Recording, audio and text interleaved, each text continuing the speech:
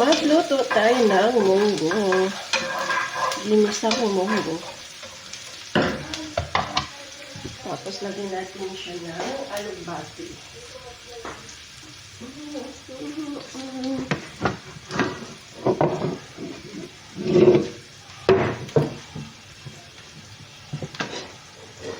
Lagyan na natin dito yung ating munggo.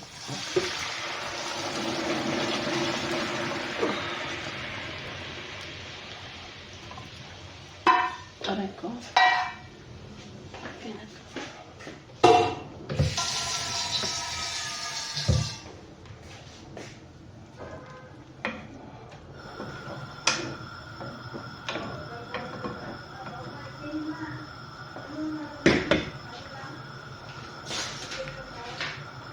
Lagyan natin ng kamatis at saka atsal na pula.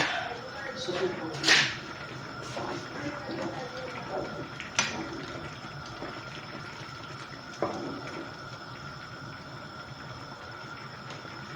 Tapos din natin ng asin.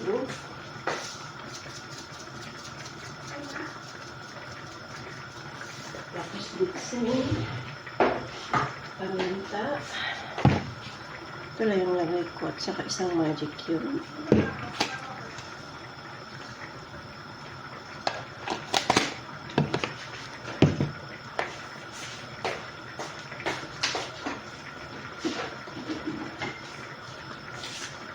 Tapos isang magic cube yung ilagay natin para pandagdag lasa.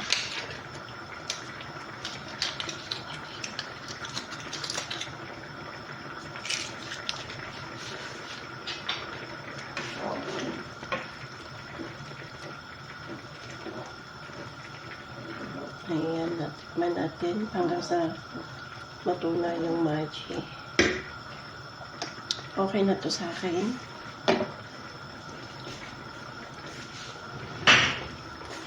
Tapos, ito yung natira namin inihaw or sinugba na isda. Yung paraan.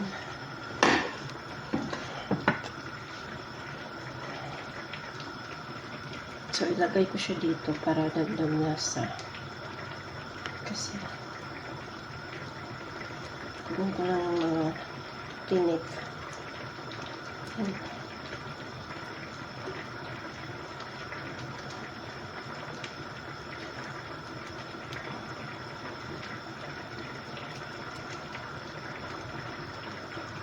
Tapos ito ang buntot. Yan, dagdag pa ito pampalasa. Sarap lalo ng gulay.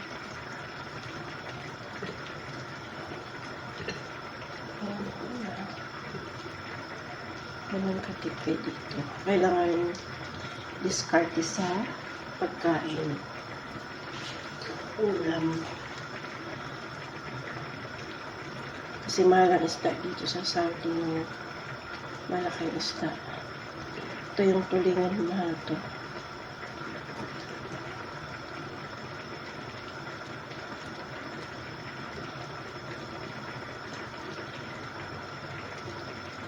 So, yun na.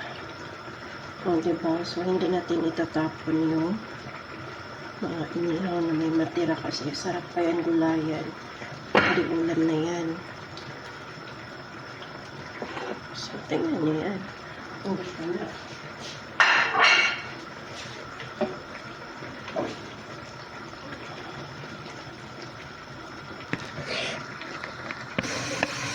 Tapos ito na po yung last natin na sanghap yung alugbati. Yan, ilagay na natin.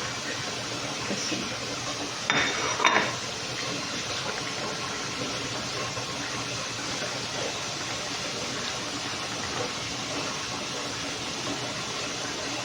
so, huwag natin i-overcook yung dahon.